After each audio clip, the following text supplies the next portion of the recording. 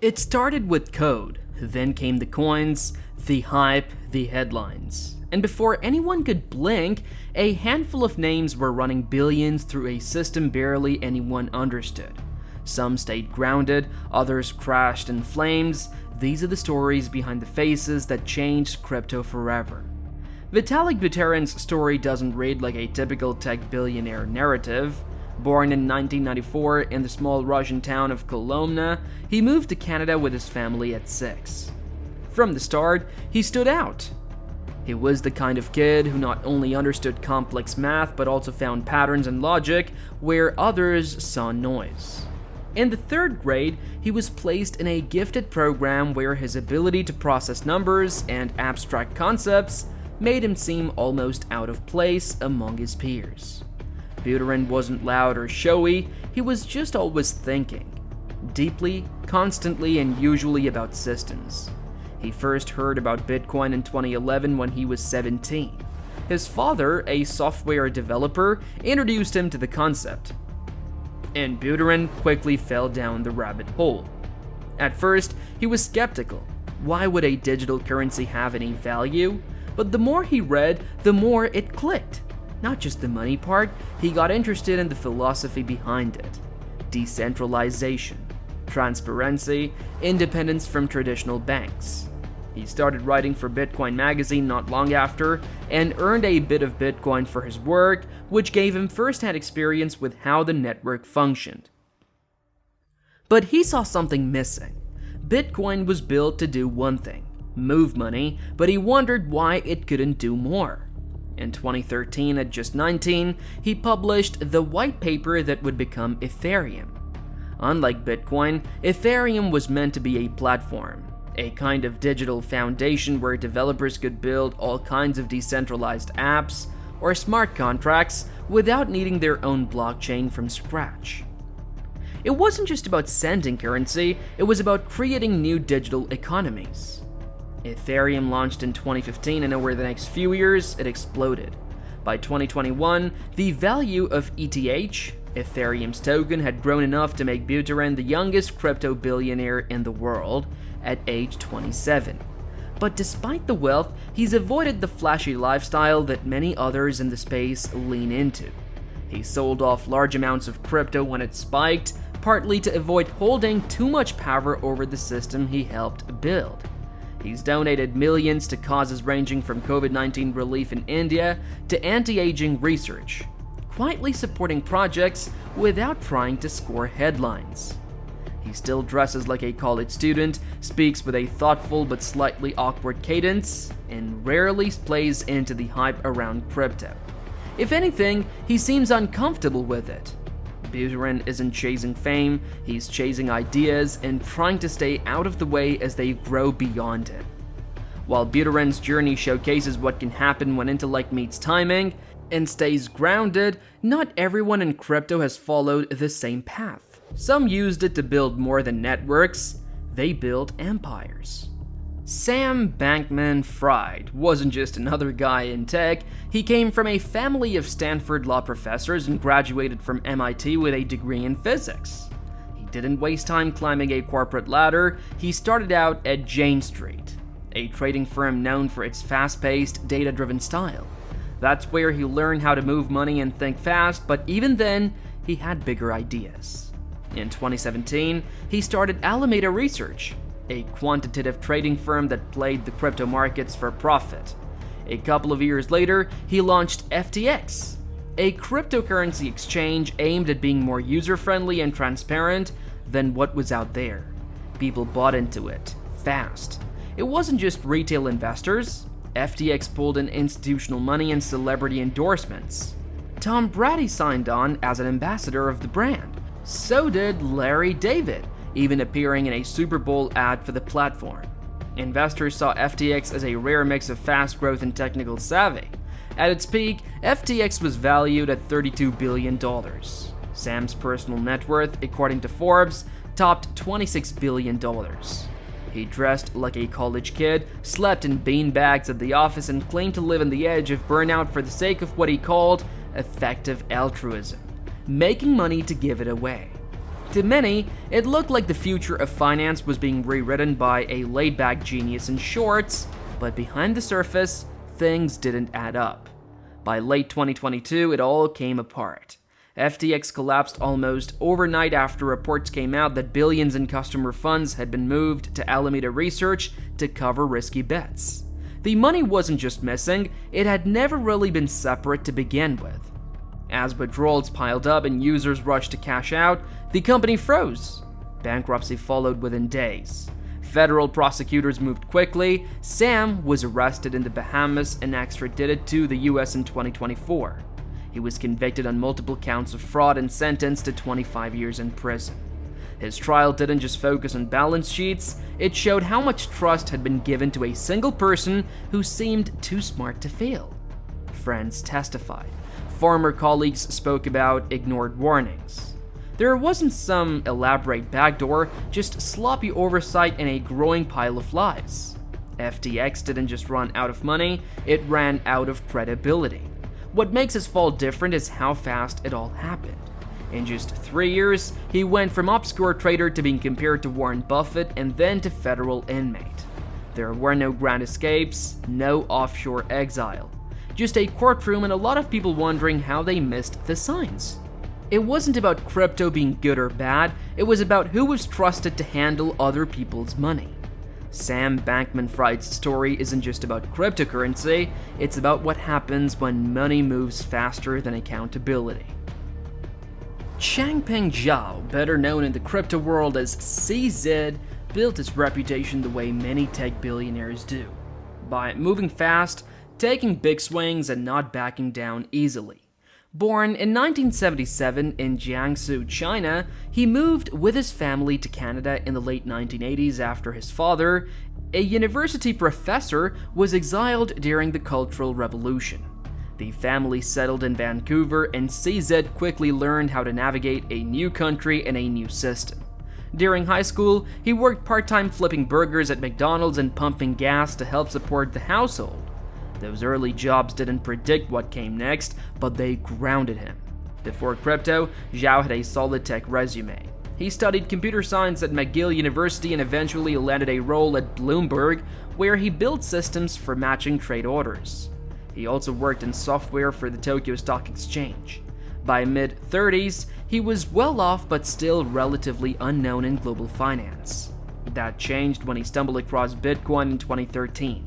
Like many in the space, he was pulled in by the philosophy and the technology, and in his case, the potential for a scale. In 2017, CZ launched Binance. It wasn't the first crypto exchange on the market, but it quickly became the biggest by trading volume. While others took a cautious regulation-first approach, Binance pushed ahead at breakneck speed, onboarding millions of users and listing hundreds of coins. CZ ran the company with a very global mindset.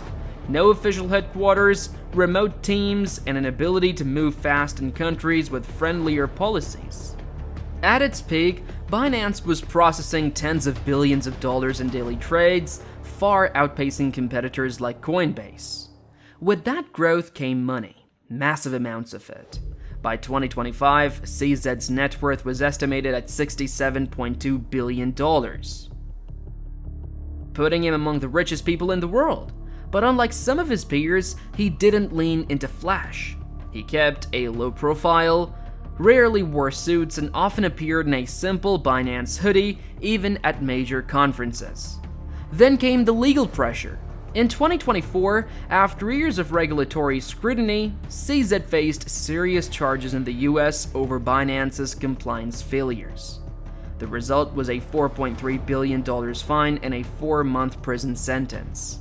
For someone who once represented the cutting edge of global crypto, it was a public fall, though not a total collapse. CZ stepped down as CEO but didn't disappear. His statement afterward was measured. He acknowledged mistakes but didn't sound defeated. He said he was ready for the next chapter, whatever that looked like. What CZ's story makes clear is that in crypto, there's no guaranteed path. It's a space where you can go from zero to billionaire and back to courtroom defendant within a few years. Despite legal setbacks, CZ remains one of the most significant figures in the industry. His rise and reckoning reflect just how fast and how risky this world really is. Brian Armstrong didn't come into crypto from the world of finance or celebrity. He was a software engineer who wanted to solve a practical problem: buying Bitcoin in the US without jumping through hoops. Back in 2012, most people hadn't even heard of cryptocurrency, and if they had, it was mostly associated with fringe communities or shady online markets. Armstrong wasn't trying to reinvent money overnight. He just wanted to make crypto something regular people actually could use. He studied economics and computer science at Rice University and later worked as a developer at Airbnb, where he saw firsthand how difficult it was to move money across borders. That experience stuck with him. He saw crypto as a way to make payments faster, cheaper, and easier, especially for people who didn't have access to traditional banking systems. It wasn't about hype or headlines, it was about solving a real issue. He teamed up with Fred Ursum and launched Coinbase with a simple idea: create a trustworthy place where people could buy and store crypto. They weren't promising overnight riches, they were offering a clean interface and strong security, two things the space badly needed. Coinbase slowly built a reputation for being the safe exchange, the one your more cautious friends might actually use. That approach paid off. When Coinbase went public in April 2021, it was a major moment, not just for the company but for crypto as a whole. It was the first major crypto firm to hit the Nasdaq, and its valuation briefly touched $100 billion. Armstrong's personal wealth shot up into the billions, but he didn't showboat. He kept the same low-profile style: bald head, neutral clothes, and calm interviews. He wasn't trying to become a personality, he just wanted to run his company. What really set Armstrong apart wasn't his tech background or timing, it was the way he handled internal politics. In 2020, while many companies were publicly staking out political positions, Armstrong told Coinbase employees the company would remain mission-focused. He wasn't interested in turning the workplace into a platform for activism. That decision sparked debate. Some saw it as bold, others as tone-deaf, but he stuck to it. A number of employees left. Armstrong offered severance packages and moved forward with those who wanted to stay. His leadership style is quiet but deliberate. He doesn't make big speeches or drop quotes on Twitter to go viral. He works, listens to data, and sticks to the roadmap. He also doesn't chase headlines. When the market crashed or regulators came calling, Armstrong wasn't out front with dramatic statements. He stayed in his lane, building, adjusting, keeping the business stable. By 2025, Armstrong's net worth was around $12.8 billion. But he doesn't carry the flash you might expect from someone with that much money. No yachts on Instagram, no massive speaking tours, just a CEO who figured out how to take crypto from a niche internet idea to a company your accountant might recommend. While other crypto billionaires came out of nowhere or rose through controversy, Armstrong's story is more familiar. He started with a clear idea, built a product people trusted, and stuck with it even when the market got messy. Ed Craven didn't build a blockchain or launch a new token. He didn't reinvent finance or claim to decentralize the world. What he did was take one of the oldest industries, gambling, and plug it directly into crypto. Born in Australia, Craven co-founded Stake.com in 2017, an online casino that operates using digital currencies like Bitcoin and Ethereum instead of traditional money.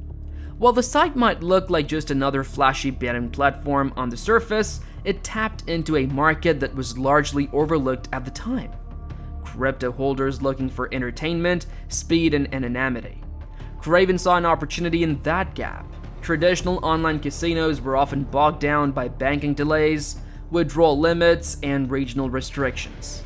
Stake flipped the model. Winnings could be paid out instantly in crypto. No need to wait for wire transfers or credit card approvals. The site also let users bet on everything from sports to roulette with digital tokens, while integrating gamification elements that kept people coming back. Daily bonuses, loyalty schemes, live-streamed action. The experience felt closer to a Twitch broadcast than a Vegas casino, which was exactly the point. By 2025, Craven's estimated net worth had climbed to $2.8 billion. he became one of the youngest self-made billionaires in the space, and his success wasn't quiet. He invested heavily in real estate, including a $38 million mansion in Melbourne, and entered high-profile sponsorships.